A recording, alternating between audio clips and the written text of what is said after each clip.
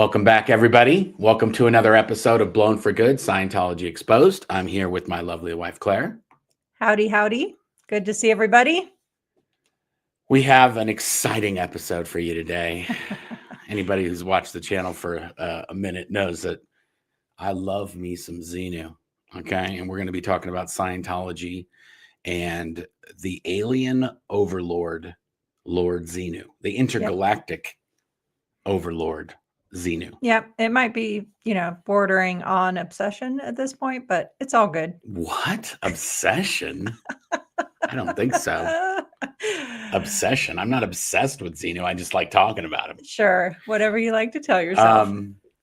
Anyway, let's find out. We like to do a thing on the channel where we find out where everybody's watching from. Yep. So Claire's going to read off some things. And we do have some funny comments from the Xenu is no. Carrie. No, Xenu is my homeboy. There you go. Because this person said Xenu is mine. Katura Stanley. Xenu is my homeboy. Yes, yeah, exactly. Now, let's not fight over Xenu. Okay. He can be everybody's homeboy if they want him to. Sure. Whatever. And then this person said, wait, how do we know Xenu is a boy? Xenu is my home girl. Now, I don't want to ruffle any feathers here, but this is an advanced alien civilization, so they know what's up. So it's a dude, okay?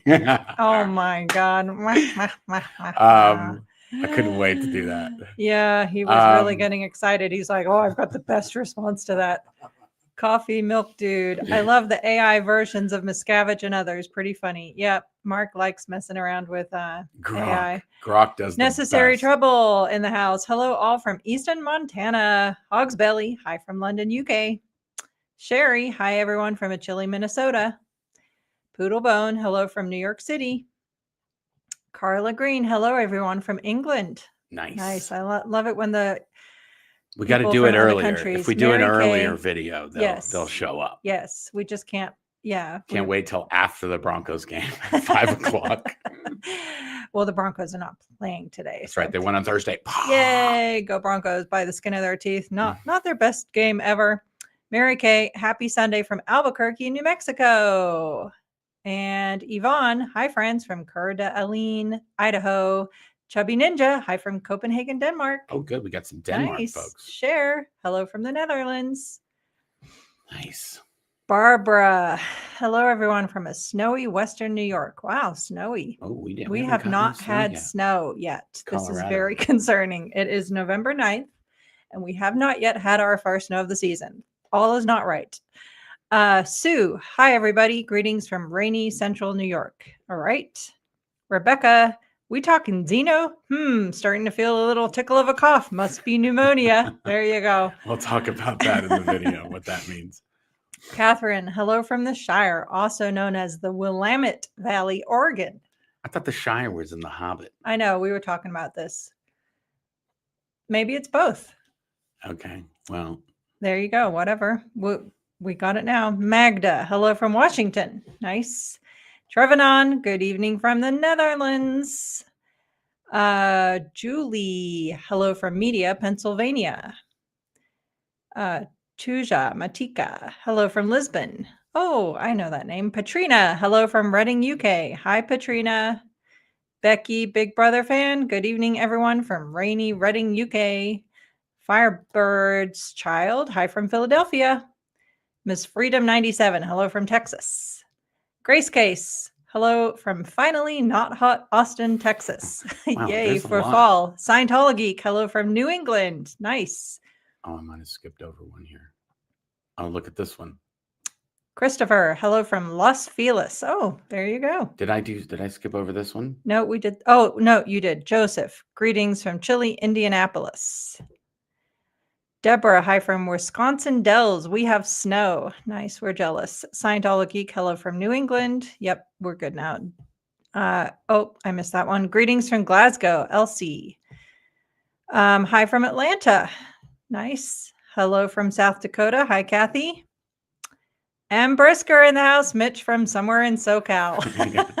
Okay, very mysterious. Awesome. I think we got him. Guys. All right. Okay, so should we just get right into it? Yeah, well, Sorry, I got distracted for a moment by our kitty cat. I know. I told you to tell somebody to get him And because I he's going to come did. hang out down here and meow that he wants to get in with us. Yeah, exactly. Okay. I figured before we get into it, we could just talk about some of the things that we do behind the scenes. We talk to a lot of people, of course, from all over the place in Scientology, under the radar Scientology, exposing Scientology. But in the last few weeks, we've done a few things worth talking about. Couple of weeks ago, I did a class with a college course in Australia in a college, and I was really impressed by the questions that were asked. This is something that Mike Rinder used to do, and they asked me to fill in, so I did. It's like a Zoom. You It was zoom a Zoom into the call class. to this college class on it's doing a study of different new religions and cults and so forth, and the questions that all of the students asked were just amazing. And then you did something this last week too. I did an interview. I do interviews all the time. Well, I know, but I figured it was just worth talking about. It was for an article that I think is coming out tomorrow in Sydney. I don't have a link to it yet. I'll put a link up on the Blown for Good X account. But and maybe we can put it on the YouTube account as well. We can put it on the community page. We can do that. But they were looking into whether or not a Scientology school in Sydney was connected to the Sea Organization and Scientology. So I explained to them all how ABLE, International, Applied Scholastics, and all that stuff works. Scientology front groups. Yeah, Scientology 100% runs a school that uses Scientology technology. Yeah. Yes. So we do actually. I was thinking about that. You're right. We do a lot of stuff, not just on the channel. No. But other stuff for other people and people that want to know. In addition to breaking people out on the reg, Yeah, that's true. We do that too. The Scientology thing, it never ends, man. Yep. It will end eventually, but we're here until the end. We'll be here till the bitter end. Exciting. Yep, okay. There you go. Let's do the Xenu thing. All right. Let's get into it. We didn't. Oh God, there goes my thing. We didn't tell everybody in the comments to tell us where they're watching from, but they did it anyway. I know they really are. They're trained. Thank you guys. We love it. Trained we love it. Amazing. They just jam in there. Trained. But insert eye roll. But also, everybody who's entered a comment into the video will be selected. They will be entered in to win a giveaway. Oh, my Davy doll. He fell over. One of these little jammies. Fake Navy Davy. Yes, we had so many great photo contest entries for October. So don't forget, this is a new month, November. If you're thankful for whatever, I won't go down that rabbit hole. Thankful. If you want a cat toy or a dog toy, pick yourself up one of these little bad boys. They love cat. I don't know what it is about animals. They really do love these things. They do. Dogs too. They're like a little stick for a dog. Yep. Exactly. Jamming everywhere. So we're looking forward to seeing. We've already got a few entries for November, but we always love the creativity from everyone who participates in this fun little contest that we do to keep it light and keep it entertaining, or at least try to. Yes, and we did figure out what the deal is with Claire's camera. When she's on, she has a separate camera that's duplicated to two different feeds, and the top feed is a better quality, sharper. And then the bottom feed is the one that's the secondary feed. So we'll figure that out somehow, some point. Yep. It's all good. But for now, if I'm looking fuzzy, fine. I'm not feeling fuzzy. So it's all good. She looks just fine, people. Okay. Now let's talk about Xenu and Scientology. Now we're going to cover everything about Xenu because some people this might be their very first video on Lord Xenu. True. And how it relates to Scientology and all this other stuff. So Xenu and Scientology. Here we go. So these are the origins of Lord Xenu in L. Ron Hubbard's writings. Yep. Okay. So Xenu he was part of the Galactic Confederation. Confederation. What did I say? Federation. Oh, is it a confederation or is it a Galactic Federation? I think it is a confederation. Mm-hmm. It's a confederate of many planets. And they think that Xenu is bad. Yes. Scientology. They don't worship Xenu. There's a lot of confusion on that they worship aliens or Xenu is their god. No, Xenu is Lex Luthor in the Scientology world. He's a bad guy. Yep. Now, that doesn't mean he is a bad guy, because they think we're bad guys too. Yes. You know what I'm saying? But Lord Xenu is the one who designated Earth, also known as TGAC, as a prison planet. Yeah, I think we're going to get to that. But Yes. either way, he supposedly was a bad guy, according to Scientology. Yep. He was part of the Galactic Confederation, which was an alliance of all these different planets. And this is way off in space. I want to say somewhere that Hubbard said it was like 9 light years or some amount, 70 light years or many, many light years from Earth. Okay. So let's keep that into not in the same zip code, in other words. Definitely not in the same zip code. We're talking about a long distance relationship. Yes, for sure. Okay. So, and this all happened 75 million years ago. Okay. That's when this thing that we're talking about, when Lord Xenu first showed up on the radar, was 75 million years ago. Yes. Okay. Now this gets crazier as we go. Well, if it hasn't gotten crazy already, it gets worse. Okay. So there's more. Yeah. Wait, there's more. So there was an overpopulation and these planets, the 76 alliance planets, had 178 billion people per planet. It was a little bit crowded. Just a tad. But to be fair, we don't know the size of these planets. I know, that's what I was going to say. We have many missing pieces of There's information. There's a lot of holes in this story. Yes, of course. You cannot insert logic into any of this. Just FYI. And also, were there that many? Was that many people per planet? Well, that would kind of denote that the planets were all the same size. Good point. Again, and also, you can't insert too much logic. And also, how is it that they divided people among these planets so perfectly evenly? True. Maybe they had like a max capacity. Well, also, there's another point we don't know. We don't know how big these folks were. Okay, they could have been. They could have been little mice-sized people. True. And then it's a whole good point. Then it's a whole nother ball game. Yeah. A lot of holes in this story. Yeah. Nor do we know how much real estate they had, either on the surface or maybe that some of these were populatable underneath the surface. Yeah. Regardless, there's a lot of holes in the story. Okay.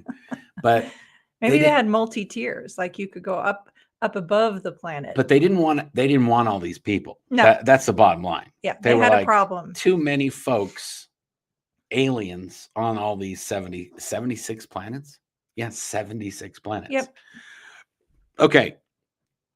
So Lord Xenu. And boy, how did they manage to? I mean, we have enough problems on our planet. Can you imagine 76 planets being an alliance? Yeah, but also, it's just there's so many holes in this story. Wow. Okay, but now listen, Xenu was basically tasked with getting rid of these folks. Yes, and he very carefully selected the unwanted segments ones of population that should be depopulated, which was no, it was people who owed taxes. Well, it was owed taxes. It was the criminals. It was the artists. Okay. It was the smart people, like the philosopher type minds. Okay. So get rid of anyone who's going to ask any questions. Get rid of anyone who's going to cause any problems. Get rid of the creative folk. Okay. So basically, all the aliens that were up to doing something that they didn't want, basically. Yeah. Well, but to be fair, they weren't necessarily aliens. We're talking about. Well, they're aliens because they're not from. I know, but they weren't from Earth. No, they weren't. They're aliens. Yes, exactly. They're not from Earth. What kind of alien? We don't know if they were Klingons. Or... I know, but I don't want to body shame the beings. Body shame. What a maniac. Oh my goodness. Okay, so they take these aliens. Okay. Now, this is also the most, this is insanity. They want to fly all these aliens from their Galactic Federation of 76 planets, and they want to bring them to Earth. Okay. Now, this is where I think the story really starts to break apart. Okay. Mhm. Because they wanted to transport them in planes that look like DC-8s. Mhm. Okay. Now, how to tell me that you wrote this in the 1960s without telling me you wrote this in the 1960s? Hubbard, a science fiction writer. That's also a great point. If your really buddy is. starts a religion and he's a baker, probably not going to be any aliens in his origin story. Maybe some croissants, maybe ancient some bread sourdough rolls. Yeah, starter kits. a really awesome sourdough starter, but probably not any aliens. Yeah. If your religion was founded by a science fiction writing, Mhm. the chances of you having aliens in your origin story increases exponentially. True. Okay, so they take them to TGAC. That's what Earth is called in Hubbard's OT3 writings, operating Thetan level 3. He calls Earth TGAC. Also known as the Wall of Fire. That's what OT3 is known as, the Wall of Fire. Correct. Yes. Yes. Okay. Because going through that level is transpiring. That was you, not me. Transpiring the Wall of Fire, getting to the other side of a wall of fire. Yes. Okay. Now, where do you put these people? Well, in order to transport them, also many, many light years it took them to come here. Mhm. That's why I think this DC-8 story, I mean, I don't know what kind of DC-8s you guys are flying on, but the ones I've been on or seen, they ain't doing warp or light speed anytime Maybe soon. they had some special alien fuel. I know, but it just is so silly to me that they have DC-8s. Of course. Okay. Agreed. And where are they going to put all these guys? Yep. They did they freeze them when they before they transported them? Mhm. So they froze them in like glycol. Okay. Yeah. And then they brought them to Earth and then they dumped them in volcanoes. And there was like 10 different volcanoes, some of which didn't even exist. Hubbard laid out where all the volcanoes were based on where volcanoes are now. Mhm. But 75 million years ago, those volcanoes weren't there. Right. Another big giant hole in the story. Well, another big giant hole in the story is that a Thetan is considered to be separate to the physical universe, like not associated. Yeah, it's no- like a soul, not a. Right. It's like a. It's So therefore, if that's the case, yeah. how can it be trapped in a hydrogen cube? Well, okay. They've got alien tech we don't know about. Okay. That's plausible. Okay. They can do shit we can't do. All right. Okay. But they can't come up with a better jet or space plane. Okay. Let's just leave that there. Maybe Okay. that was the most modern. We'll put a pin in Big that. That's what I'm saying. Available in the 60s. That's what I'm saying. He was like, what kind of plane was it? No, he doesn't. He just says they would look like DC-8s, but with different engines. Yeah. That's not how they're built. I guarantee you no spaceship going forward for the rest of time will look like a DC-8. Okay. So he dumps these aliens, he freezes them, and then he dumps them in the volcanoes. And then he made this device to capture them when they came out of the volcano. Mhm. Okay. And that captured the souls, what they call body Thetans. Now, in Scientology, this is another very confusing point because when you're new in Scientology, you learn about Thetan this and Thetan that, and the mind and the body and the Thetan. Okay. Now, it's not Thetan, it's Thetan, like Satan with a lisp. Thetan. Okay. Now, pronunciation is key. It is, because if you say Thetan, it's funnier, but it's not. That's not how that. Scientologists will know you don't know what you're talking about. That's right. So you got to say Thetan. Just remember, Thetan rhymes with Satan, and you got it good. That's right. Yeah. Okay. So now you have these souls that they've captured, and then they gathered all these things up, and then they implanted them by putting them in giant floating movie screens, like video walls. And they played images to all these souls so that they would, like the man on the cross and angels and demons, and they played them all these things. The cherub and the chariot, and all and these the trains and all really these random weird Scientology books the imagery on all Scientology basic books are the images that they played for these Thetans. If you didn't know that, all the basic Scientology books are related to this Xenu story. All of them, which is kind of crazy as well. So, and one of those is a volcano. And the volcano is on the cover of the very first Scientology book, Dianetics. Yes. So this which all was everything designed, by the way, that imagery is intended to make you realize that, oh, of course, even if you don't realize it, you have traumatic memories on your whole track associated with volcanoes. So therefore, when you see the image of a volcano, you're going to go, oh, volcano, I remember that. This 100%. This is how Hubbard designed all this. So the idea is when you see one of these images, it will trigger you to go, oh, I remember that, or I have a flashback. Yes, I need this entrapment in my life. Let me enter this cult. Yeah.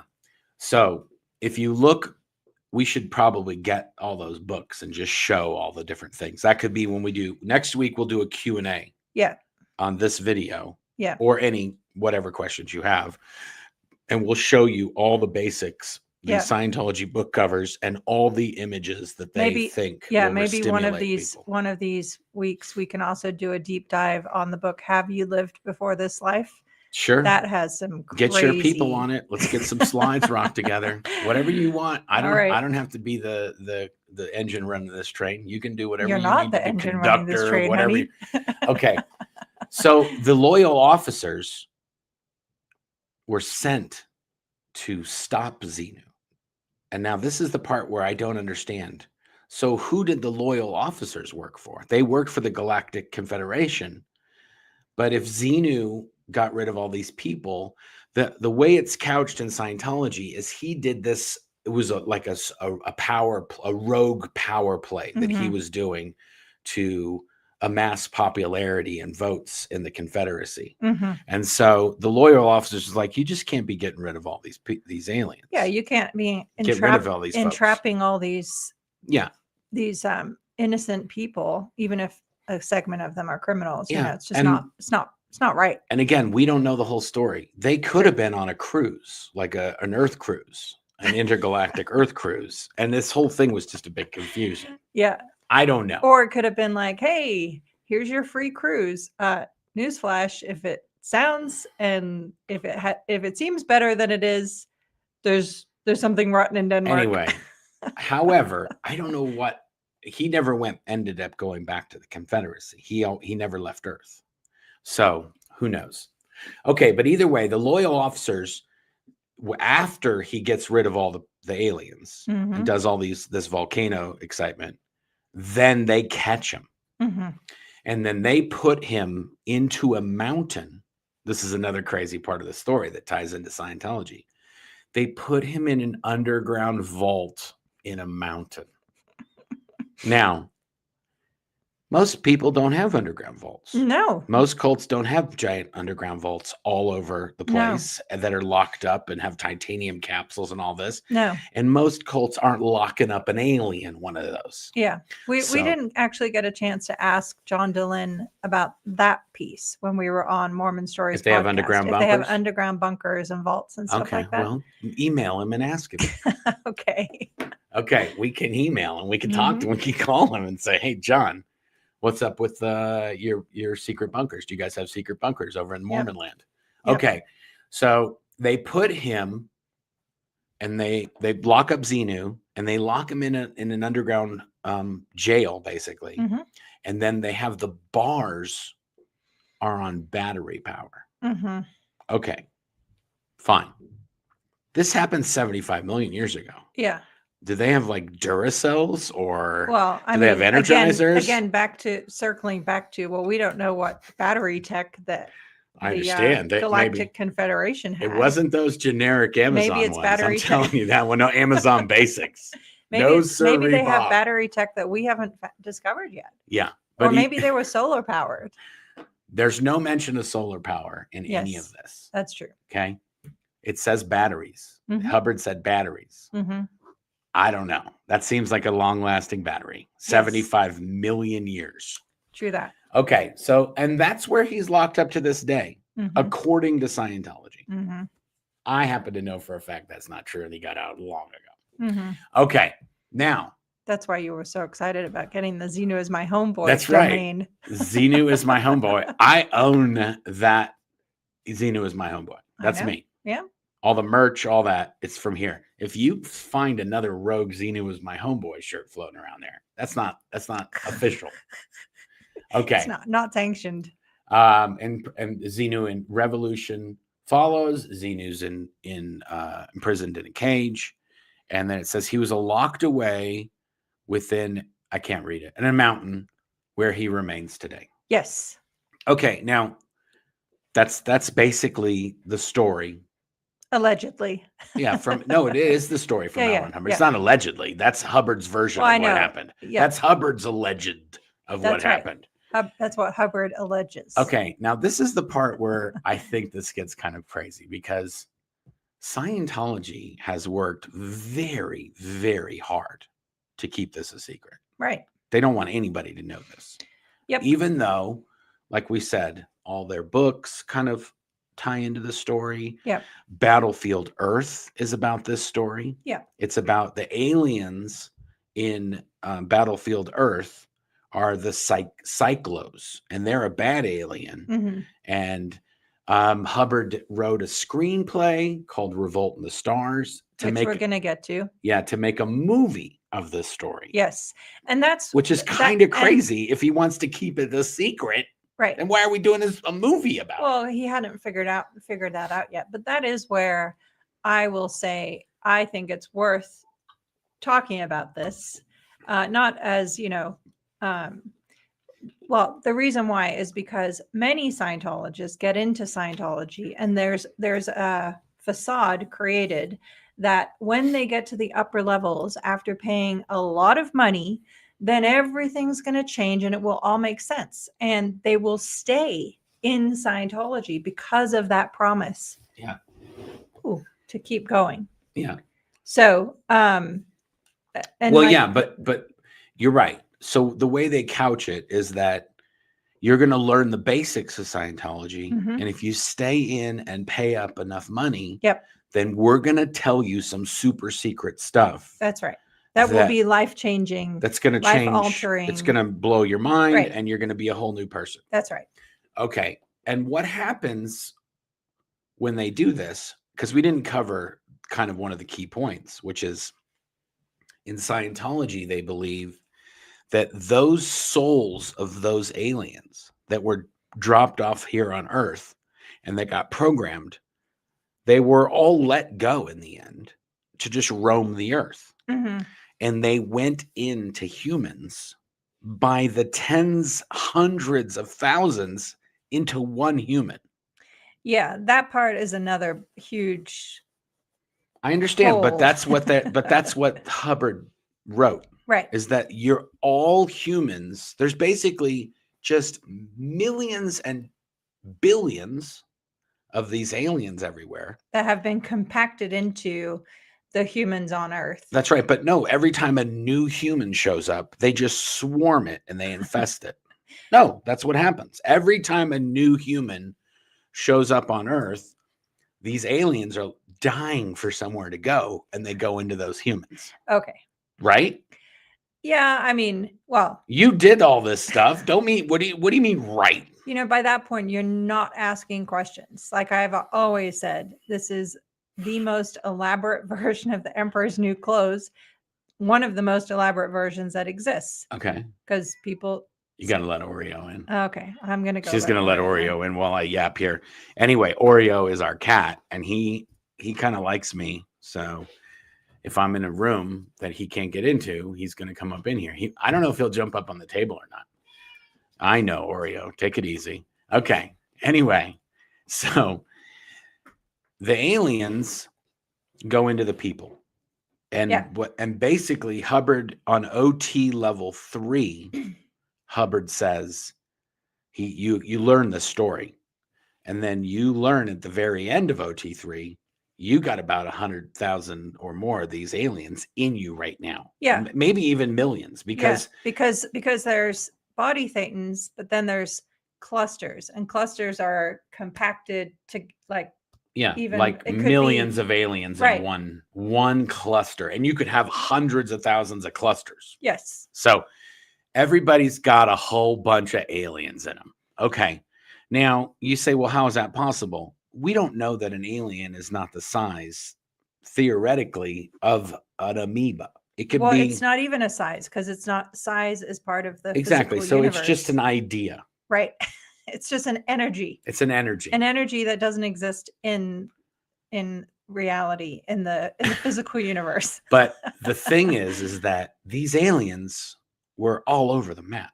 Some of them were super creative. Some of them were criminals. Some of them were politicians. Who knows? Yep. And they want to be getting up to that again. And so they affect your decisions and your life. They control and basically influence how you act. Yes. Because they're all different. And there's millions and millions of them. So who knows what you're going to get up to? Right. And some of them think that they're, for example,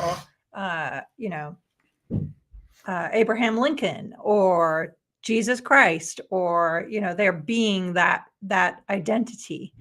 Hubbard calls that the valence. They're in the valence of some other thing or whatever, a criminal or a murder or whatever. And some of them are in the valence of cancer. Oh, yeah. That's how Hubbard alleged that the upper levels. No, he's still floating around. This is how Hubbard alleged that this technology could cure cancer. Yeah. And also, that is also another thing we should say. Scientologists have a high rate of cancer death. They do. And the reason is because they don't believe they're going to get rid of the cancer medically, but they could get rid of it Scientology way by getting rid of these body Thetans. Yeah. If you get rid of all of your body Thetans, then you'll cure cancer. But also logistically and factually, if a Scientologist gets sick, their main focus is not to go to the doctor and do a whole big investigation. Their main focus is, I'm a potential trouble source, which means I'm connected to a suppressive person in my life. So their focus is on fixing that. Versus really digging into, well, wait a minute, I just lost 30 pounds. What's going on? Yeah. So at least in the years that we were there, the amount, especially, and it's exacerbated with staff members and members of the Sea Organization, because they don't have access to proper medical care. But also, you don't sleep and you don't eat for months at a time, and your body is always sore and you're always exhausted and you're always tired. So then when you get cancer and you get sore, exhausted, and tired, is no different than everything else. You're just more exhausted. Same with extreme weight loss. You're in ethics trouble, you lose a lot of weight. Yeah. You have cancer, you lose a lot of weight. Yeah. It's like just a known thing. We could always tell who was in trouble, because it'd be like, oh yeah, wow, what happened to Billy Bob? He's like half the guy he used to be. And he's got a really nice tan. I guess digging ditches outside all day, every day will make you fit and tan. Yeah. Yeah, somebody would disappear for 6 or 9 months or whatever. And then when they'd show back up, you'd be like, holy moly, where have you been? What like that happened with Annie Broker, Tidman, Logan. Happened with Mark Yeager. He was in the swamp for like 3 years. Yes. And when he came back, he was like a totally different looking dude. Yes. Okay. So let's get back to the presentation. Yes, let's do that. Okay. So Scientology have been trying to keep this secret. Yes. They don't want anybody to know about it. No, because they believe that you have to be properly prepared and have advanced through the state of clear to be ready to learn about these levels. And if you don't, then it could be very damaging to your health. And that's where pneumonia comes into play. Yeah. It's also harder to sell somebody something for $300 or $400 or $500,000 when they've already watched it on South Park 7 years ago. Yes. Okay. True that. So this is kind of a crazy thing, because Scientology, for decades, this thing was pretty secret. Yes, it was. For the most part, it was pretty secret. Yeah, at least until, what was it, the mid-'80s. In the 1980s, some people that left Scientology took some materials with them. Yeah. Can And you they take me off double, please? Sure. Thank Jeez you. Louise. They took these materials and then they leaked them. They started putting them out and sharing them with people and putting them on the interwebs and all these different things. And then this is where Scientology really, really messed up, because they tried to sue one of these people for leaking these materials Yes. that they said weren't part of their religion. Yes. They said these materials aren't real. This is all made up. Yeah, these are from the squirrels. Yeah, these are from squirrels, which is what Scientology calls people who alter Scientology technology. Yes. And try to spread it without properly being paid for and indoctrinated. Oreo, can you just pick him up and just bring him over here? She's going to go get this cat. He's very, very clingy today. He's like, come on. There we go. You want to? I was going to say just put him on the table and then he'll be fine. I think you want. Or let him out. He's like, I've seen it. I've come. I've done. I'm out.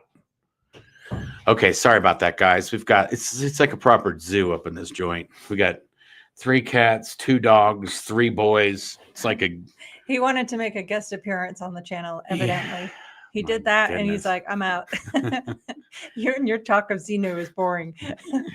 Okay, so Scientology sued these folks, got in a big battle, and then everybody was like, so why would you sue somebody who released something that has nothing to do with your religion? Right. And they doubled down. And then everybody knew, well, this is really there was many years where people like, do they really believe in this? And it was like, they would be like, no, those are just weird things people are spreading around. Even Scientologists, like the majority of Scientologists, I think it's fair to say probably 90% of Scientologists at any given time, they hadn't done the upper levels. Oh, it's more like 95%. Right. There's not a lot of Scientologists. Handful. Like, what do you think? 1 in 10 Scientologists actually know what the upper levels contain. Yeah, well, this is a good way to tell you how many they have, because in the 1980s, they were going to release OT level 8. Okay. And when they weren't to go release OT level 8, they had to have 10,000 Scientologists that were on OT level 7 in order to release OT level 8. Yes. That was basically, it's like, we're not going to release this because there's no OT7. There's not a lot of OT7s out there that are even ready to do OT8. Right. And even that number, if you think about it, like the Freewind ship holds a total of 300 people. Yeah. Including crew. That's what I'm saying. So like, why did they need 10,000 people on OT7? Because it's for a cruise target ship that could only hold 150 people to do OT8. Well, why only sell 300 OT8 levels when you can sell 10,000 OT8 levels? Which is where we get back to what's your favorite saying about Scientology is a business. It's a business masquerading as a cult, operating as a company. There you go. No, it's operating as a religion masquerading as a company, as a cult that's operating as a business. There you go. Yeah. Anyway, regardless of all that, they said we're not going to release OT8 until we have 10,000 OT7s. That was in the 1980s, after Scientology had been around for 30 years. They only had 10,000 people who had ascended to OT level 7. Right. And as far as I know, there's not even 10,000 OT8s as of today that have done it. So those 10,000 OT7s, they didn't just all do it. No, definitely not. Yeah, maybe just open the door so he can come and go. This is just getting ridiculous with this cat. Or just bring him upstairs and lock the door. I'll keep yapping. Okay, so Scientology tries to keep this a secret.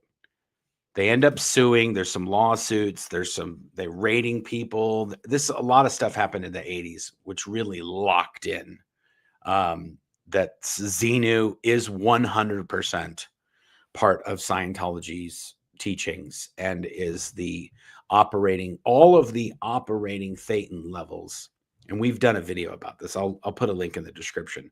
But all of the operating Thetan levels deal with how these aliens came about, the Xenu story, and then how to get rid of all the different types of aliens and how they're affecting you. And so that's what all the OT levels are. So you have all the way from OT 1 to OT 8, which have been released as of now. Yes. And now they've only, and I think they said they're not going to release. There's been many different, they've changed, David Miscavige changes the goalpost all the time on what it will take to release OT 9 and 10. Originally, it was all Scientology organizations need to reach the size of an organization in England, St. Hill in East Grinstead, Sussex. They had to achieve the size of that organization when L. Ron Hubbard was running it. They all had to be that big for OT 9 and 10 to come out. And then David Miscavige actually scratched that.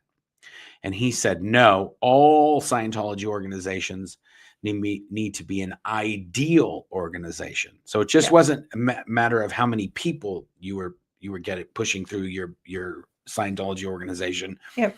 But it also had to be like one of these premier, 40,000 square foot, historic buildings that's got gazillion square feet and all that nonsense. And it has the right amount of film rooms and the right amount of auditing rooms and the right amount of course rooms. And it has to have all these different things.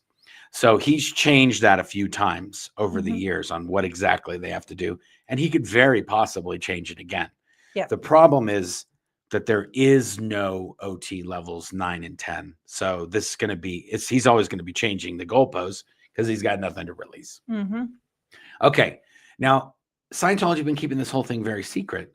And now this is where it gets kind of crazy because South Park and other people, they've done episodes where they tell pretty much the entire story that we just told on their show or parts of it. South Park did pretty much the whole thing.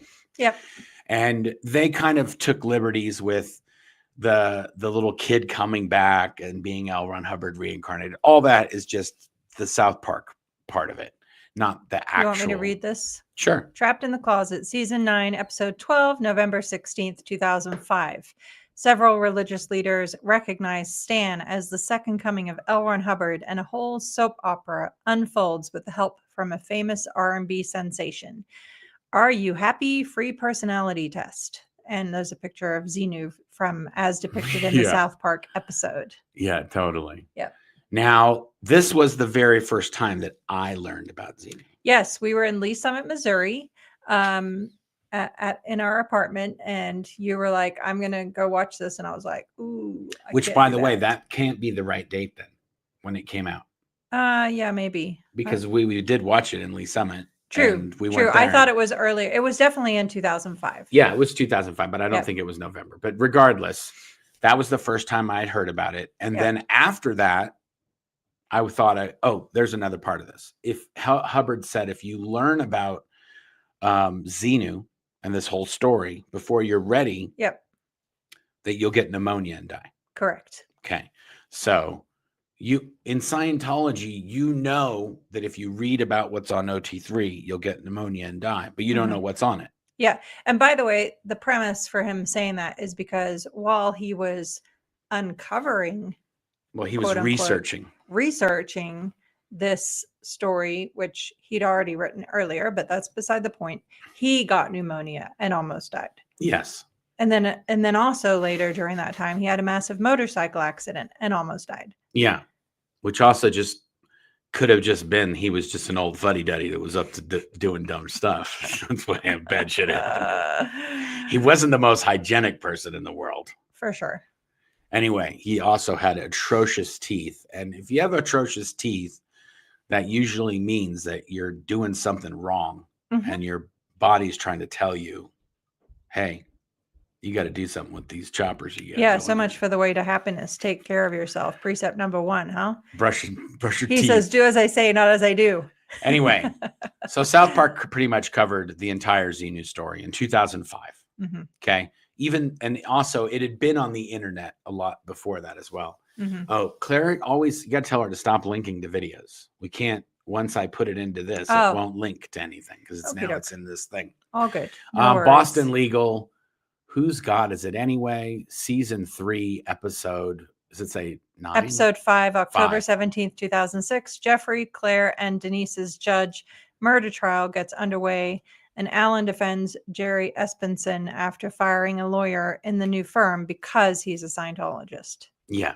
So they talk about James Spader is the attorney, or he's the lawyer in one of these scenes, and he is basically 75 million. He's talking about the Xenu story in the courtroom of this show, which it was a very popular show at the time.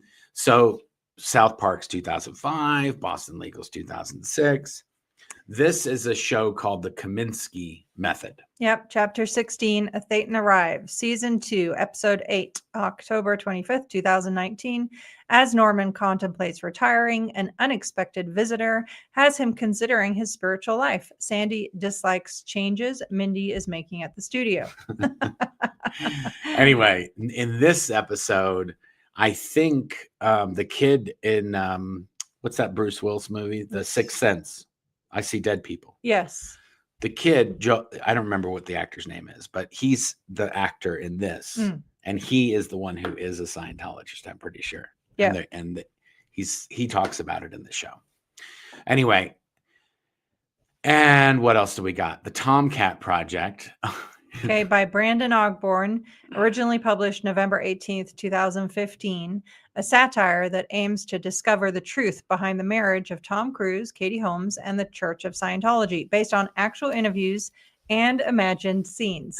Now, this is really funny because these people contacted me. I remember. And I sent them You have a signed copy of this poster. That poster, it says the Tomcat Project. I have one that's signed by everybody in the play and Brandon and all these different people.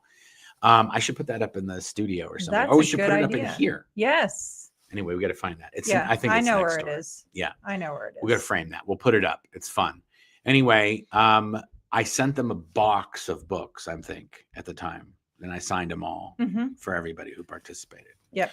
Anyway, just things are coming out, just more and more. Let's see if there's anything else in here. Oh, then this Revolt is in the Stars, never perfect. adapted into film, screenplay by LRH, written in 1977, tells the space opera story of how Xenu kills billions of his subjects with bombs. LRH presented this as a true story in Operating Thetan Level 3, OT3. It was promoted in Hollywood in 1979, but a film was never made. Revolt in the Stars. And by the way, look at that image.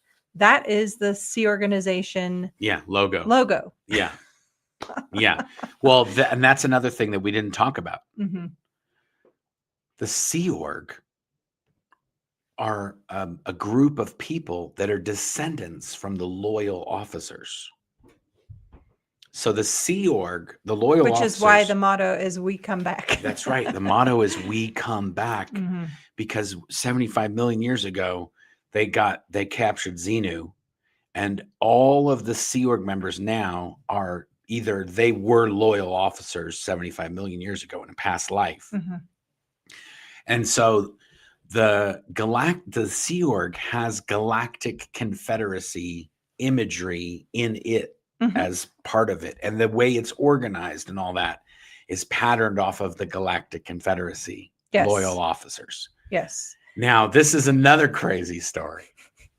When L. Ron Hubbard was right before he died, he had two people that were taking care of him, Pat and Annie Broker. And when and the story goes that Pat Broker is the one that was working with L. Ron Hubbard on developing all the OT levels. Right. He was the one actually auditing Hubbard, and he was working with Hubbard to help him with his research to come out and release these operating Thetan levels.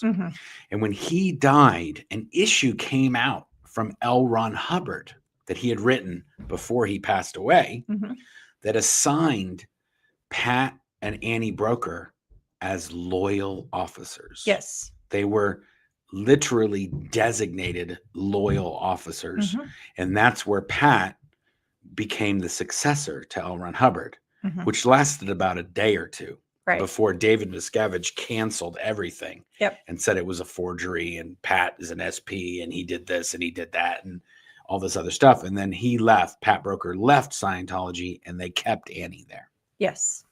Okay, so this OT3 stuff, it ties everything in Scientology together. Yes. It all aligns. And also one of the purposes, not the primary purpose, but one of the purposes of the Sea organization is to protect the upper levels of Scientology. That's right. Mhm. To Which is why the upper levels of Scientology are only delivered at organizations that are Sea Org. staffed by members of the Sea organization. That's right. So in a like in the ideal orgs, those are called class 5 organizations, and they do not deliver the upper levels. That's right. You can only get the operating Thetan levels at a Sea Org installation, which is referred to as an advanced organization. Yes, or in Flag, which is their Mhm. Clearwater facility at the in Clearwater, Florida. Right. Okay. So this is the other thing. Hubbard wrote a screenplay of one of his science fiction stories. Mhm. And then later on, that just was what was Scientology was. That's kind of like, Yeah. it didn't, he couldn't subtle much. he couldn't get a movie made out of it. So he just incorporated it into Scientology. It's like our kids used to say, I know an idea.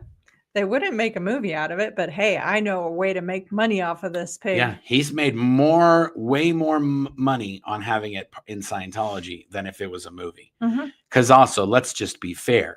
If he made a movie of this in the late 1970s, it would have sucked all kinds of eggs. It would have just been bad. Holy moly, it would have been horrible. Oh, dear. Okay, Yeah. And then there's just other stuff. The Simpsons did an episode, the joy Here, of the I got sect. it. Yeah, The Simpsons, The Joy of Sect, confirmed to be heavily influenced by Scientology, trillion-year contract, the leader based on LRH. Futurama's The Church of Robotology, confirmed to be a parody of Scientology. Unbreakable Kimmy Schmidt's Church of Cosmetology, not confirmed, but heavily suspected. Titus performed stunts for Tom Cruise, head of cosmetology, married to Shelley, who they insist is, quote, definitely alive, unquote. Yeah, and then also didn't Saturday Night Live did a skit, We Stand Tall video. Yes. It wasn't really Xenu. Gosh.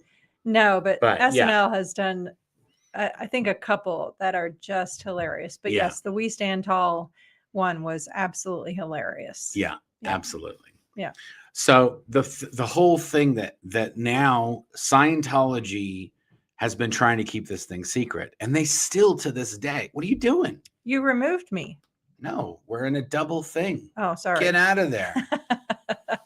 I got a notification that says you have been removed from the stream. I was like, wait, what? You're such a spaz. Okay. Neurotology, Harvey Denton. Yes, neurotology. Yes, that was awesome. Yeah, anything that ends in ology is most probably, well, a lot of things. On TV. Yes, exactly. That's made up. Which ology means the study of, by the way, according to... I don't remember what it was, but somebody sent me this thing basically saying that the Greek symbol that Scientology uses for Thetan, Hubbard says that means spirit. Or nirvana, or you mean the infinity symbol? No, the OT, the T with the 0 around. Oh, okay. That's borrowed from the Greek this or that. He says it means life. In Greek, it actually means death. Oh, I remember when someone told you that. And you're like, well, yeah, of course. Everything, it's like in opposites. Yeah. Reasonable is a bad thing in Scientology. It's a good thing in the real world. Critical is a bad thing in Scientology. It's a good thing in the real world. Anyway, Scientology's trying to keep this thing secret, and everybody's letting the secret out. Yes. So it's at the point now where everybody, if you look up Scientology, you can find the Xenu story in about 2 minutes. Of course. Okay, if you want to.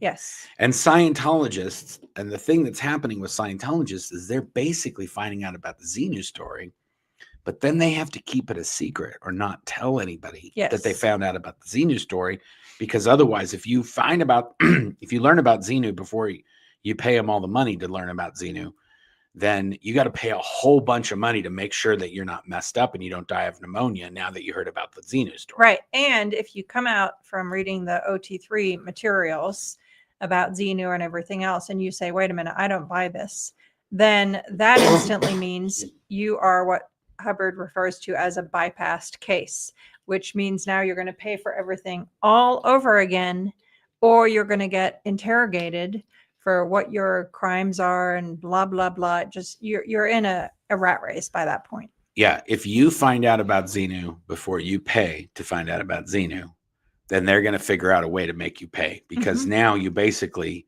you got into the chicken coop and you stole some eggs that you didn't pay for. Yep. Even though you could just get the entirety of Scientology's OT levels can be downloaded on the internet. Okay. So Scientology has a really, really big problem with this. This is like ruining them for doing Scientology counseling and Scientology auditing and trying to sell people these operating Thetan levels, because you can just get it for free now. And so it's one of the reasons I think they've switched over to this donation heavy model where they just taking money. Scientology is just like a wallet vacuum. They just want to suck as much money out of the people that are in Scientology's wallets. And that's their new strategy. Yeah. Without having to do anything. Harvey Denton's Toads made a good comment, which was, hold on, let me put. I'm quite certain that more non-Scientologists know about Xenu than actual Scientologists by some huge magnitude. Yes, completely. 100%. Completely. Yeah, that's a good point. It is. Scientologists are like, I'm going to find out about what's on OT level 3. And everybody's like, it's Xenu. You didn't know that? Yeah. Body Thetans. You got millions of them in you. There you go. And what do you think? Do you think people getting into Scientology these days aren't Googling what's on the upper levels? I mean, come on now. Yeah, it's ridiculous. Okay, are we ready to do a giveaway? Yes, we are. Here we go. Double Claire. Okay. So, like we said earlier, if you've commented, you're automatically entered in to win a prize at the end, which is a Davy doll.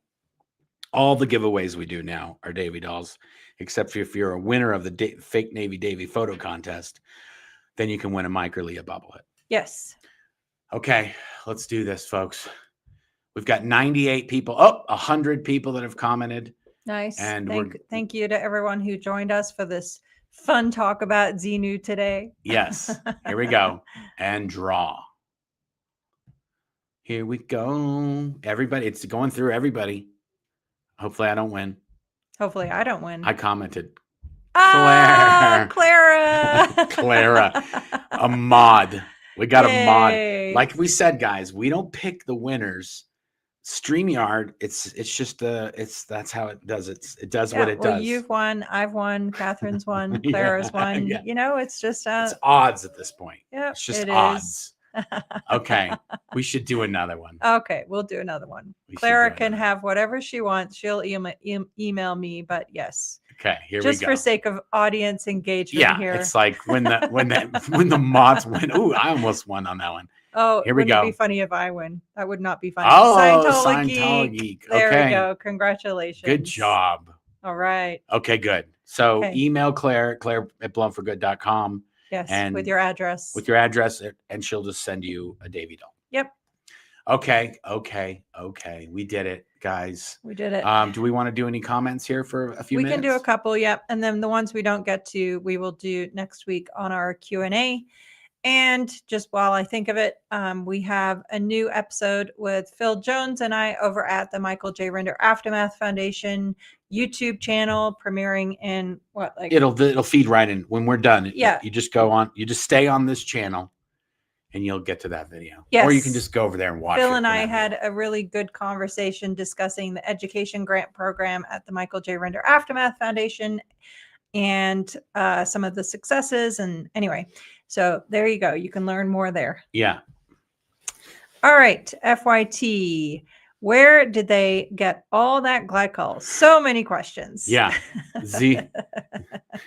Xenu had a whole bunch of Diddy aliens on that ship, and they were like collecting glycol. Hubbard never discussed the resources on these planets either, nor did he discuss the shape, size, or anything else. So so many questions, like you said. Yeah, and also, why freeze and then defrost via volcanoes straight away?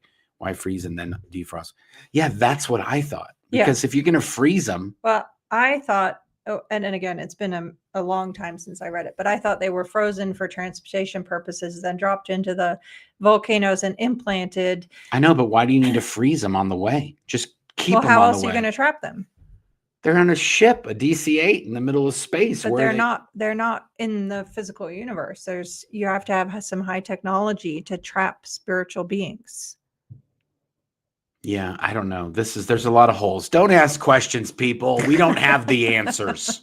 We only have some of the answers. Ellie, they have TVs in the volcanoes. Yeah, kind of like that. Like no, they're outside, just a giant floating projector video wall. Screen. Yeah, exactly. It's a video wall. That plays implant imagery, like pictures and so forth. That, again, you can't ask too many questions. Yeah, it's all nonsense. It's science fiction. What are we getting into?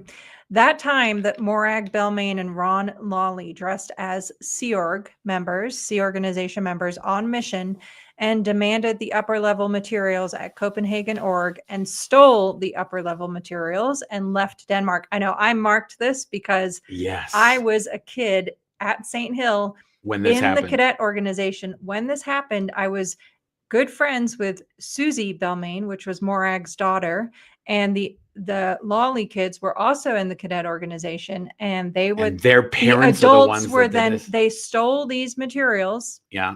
And then they were declared suppressive people. Wow. Yeah. Here, let me adjust your camera real quick. All right. Sorry, guys. We keep Claire's camera. It's okay. It's troublesome, but I'm trying to get back to you have to do the comments because I don't know where you're at. Sorry. The Lux Lady, finally caught alive. I signed up to be a volunteer to help people that want to escape. How is it being Black in Scientology? Thank you for signing up to volunteer. Not a whole lot of very racial diversity, shall we say, in Scientology. Yeah, it's at the international headquarters. There was almost 800 people there, and there was like 4 Black people that worked at that property. Yep. So it's not a lot. Nope. All right.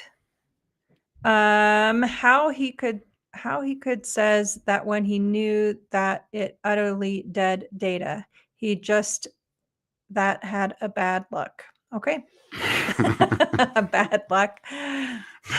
Yeah. There you go. No comment. Love Who Kitchen. I'm in the Pyrenees at the moment, sometimes said to be where Xenu's mountain prison is. Yes. Should I go on a hunt for him? He is our homeboy after all. He's not what in the about prison. doing one of those geocache things? Like... Yeah. He's not in there. Yeah. He's fine. It's all good. Olga, question. Why didn't they just unalive them on their planet? Would their BTs go into the next? That's what I'm saying. Yeah, I know. Again, a great question, but there had to be an origin story of some kind or another. I know. It wasn't. There's a lot of holes. We know this, folks. I know. We know this. Aren't there always?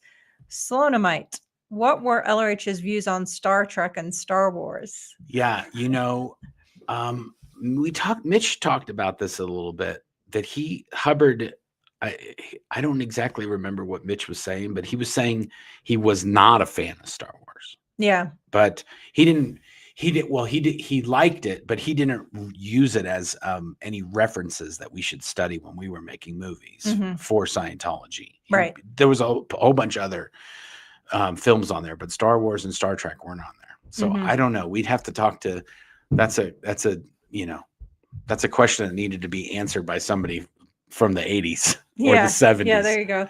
Love and Life. Do a lot of people leave after doing OT3, or would more leave after OT8? Definitely after OT3 was a huge drop off. Yes. And then after OT8, even more. I think the percentage of people that made it to OT8 and then left was probably greater than the percentage of people that made it to OT3 and then left, but both were high. That's right. Yeah. There's a very big drop off once you get into the operating Thetan levels. Yep. There's a lot of people that never return to Scientology. Right. Because And the OT3 was like, that was after they were already disillusioned after reaching the state of clear. They're like, I'll give it one more chance. Yes. And because maybe this is the answer and it will fix everything. And then when it didn't, they're like, I'm out.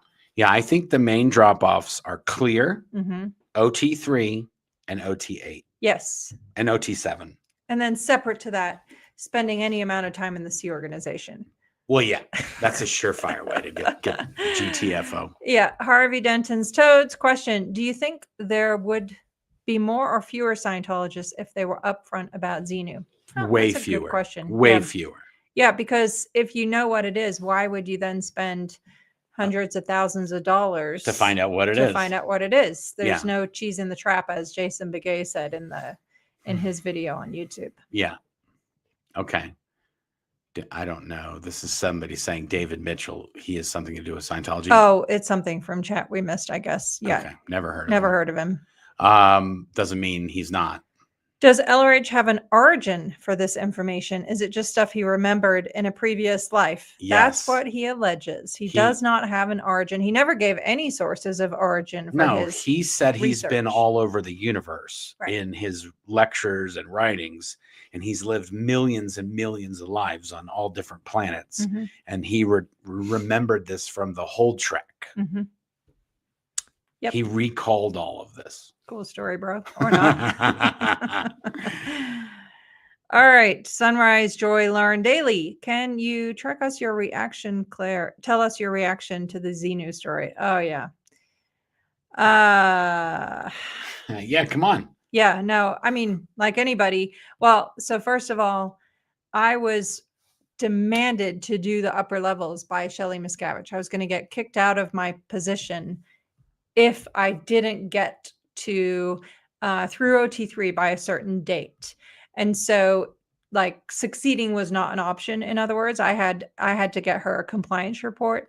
Anyhow, setting that aside, by that point, I was so run down. I was just like, whatever. I'm just going to do what they tell me to do. And, but yeah, no, not for one moment did I seriously consider what the materials had any impact on my life. I was like, okay, whatever. I like this one from Catherine. That's how we knew Hubbard didn't know what he was talking about. If he put a man in charge of an advanced civilization. It's the battle of the sexes on BFG today. Oh, golly. Okay. Any last questions? Do we have, yeah. We've made it to an hour and 7. So I say, let's wrap it up, and any questions we missed, we can pick up next week. I know. I was trying to milk it a little bit because the other thing's going to start at 2:15. Oh, sure. Okay. Why not? And it's not going to be the end of the world if we do a few more questions. Yep. Brian, question. How do Scientologists view Hubbard's sci-fi works? To me, his sci-fi writings and Scientology both seem like they are part of the same body of fiction fantasy rather than separate. Yeah. It's a good point. It is a good point. That's what I'm saying. Like a lot of people, the criticism of Scientology is like, so hold on a second. A dude named Ron, actually, a dude named Lafayette. Who was a science fiction writer for decades. Yeah. Started a religion. Yeah. I can see why he didn't go by the name Lafayette, by the way. And you're in that religion. Yes. That's what you actually believe. A Yes. dude named Ron made up a religion. And if you would ask a Scientologist that, I think in all seriousness, most of them would say, oh, well, he just did that in the early days to make money to fund his research. Yeah, that's exactly how they spin it. That's how he funded his research. Yeah, that was critical. It had nothing to do with the price of rice in China. Barbara, oh, I didn't realize Xenu was bad guy to them. Yes, exactly. See, this is one of the reasons why we wanted to do this video. Right. Is because we get a lot of comments on videos. And if we mention Xenu, then someone says, all hail Lord Xenu and this. And well, in Scientology, he's a bad guy. Mm-hmm. But in the real world, the jury's still out. As you said, according to them, we're the bad guys Exactly. too. So, hey, you say potato, I say patata. Like, we're not signing up to subscribe to their labels. He killed the dinosaurs? We don't know.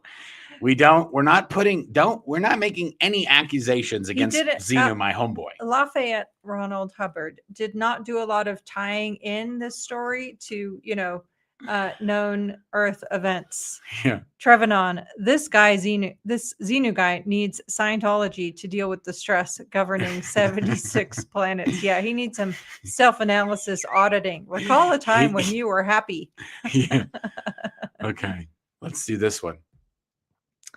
Olga, question. Did I miss what happens on Xenu's planet when they die? Where did their body Thetans go? Well, no, the body Thetans died on Earth, and then they went into people. Yeah, well, the aliens did. Thetans can't die. Not the body Thetans didn't die.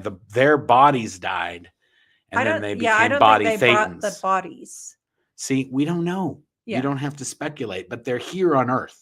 Yeah, and but they didn't have a mass burial when they got to TGF, aka Planet Earth. That's right. That's not part of the story. They just went out into the ether, and then they jammed into bodies when they found them. Okay. But they also didn't say they didn't have space for their bodies on the DC-7. Yeah, but also that we don't ever find out what happened on these 76 planets. No, we don't know. We don't know. That's not part of the story. No. So we don't know why they had overpopulation problems. We don't know if that continued. Yeah. We don't know if maybe the Confederation was broken after up. Hubbard died, they did a second installment and brought new DC-7s with more body things. DC-8s, babe. DC-8s. Okay. Come on, let's keep it together here. Let's not lose track of what we're talking about. Come on, it's Sunday. Okay. Yeah, this is a great. Okay. FYT 54321. What is the purpose of wings in space? Inquiring aerospace engineers want to know. There you go. Yeah. See, that's what I'm saying. Hubbard. But maybe they don't have gravity on these 76 planets. The gravity has nothing to do with why you wouldn't or would need wings in space. Yeah, I see what you're saying. There's no air in space. Yeah. So there's no I love the creativity of our audience asking such informed questions that just destroy and create massive gargantuan holes in the storyline here. RLC 737 Xenu, as I learned from Mark, was a comic book character from the early 60s, Lord of the Fifth Dimension, yet more plagiarism. Yes, this is a great point. We didn't even talk about this. Yeah. Marvel came out with a comic book, and in the comic book, he's called Xenu. Mm-hmm. And Hubbard says in the writing, it could be Xenu or Xenu, which is a weird thing to say about somebody's name. Mm-hmm. It could be Mark or it could be Smark. Or it's like, why would your name be two different names spelled differently? Yeah. Isn't it just one way that you spell it? Of course. But there was a Marvel comic book, and that being, he was an intergalactic overlord, and he had psychic powers. Yeah, maybe Xenu or Zemo is like Mark with a C versus Mark with a K. Okay, but I spell it with a C. I know. So it's with a C. Right. It's not with a K or with a C. Yes, exactly. That's how Hubbard explained it. Yep. He's just a fuddy-duddy who doesn't know what he's talking about. Yeah. But yes, Hubbard basically plagiarized the entire body of works that he wrote on Scientology. Yep. What are you laughing about? You got to pull it up if you get excited about the project. Oh, I was just laughing at here. I'll pull it up here. Smart Linda, from now on. Mark. Mark. Yeah, somebody else did say that. Mark. Yeah. Okay, guys. I hope you had fun here learning about Xenu today and Scientology's nonsense. Yeah, thanks for hanging out with us and learning more about this origin story, science fiction. Yeah. We gave away Davy dolls. We're going to lead to the foundation feed. Yes. We learned about Xenu. We learned about Scientology. We learned about Hubbard stealing dumb science fiction ideas from Marvel. Yep. There you go. Wouldn't that be amazing if Xenu came back and he was like in one of the what do they call that? The what do they call it? The Marvel Cinema Universe or whatever they call it. Oh, I don't remember. It's a thing. I know it is. I don't know what you're they talking call about, it. but yeah, it's skipping my mind right at the moment. But Trevenon says, please don't insult science fiction. Fair enough. There is some very good science fiction out there. I agree with you. Hubbard's is not in that category. We'll see you next time, guys. Bye. Until next time. Bye. Thanks for watching. If you'd like to help support the channel, feel free to check out the merch store link in the description.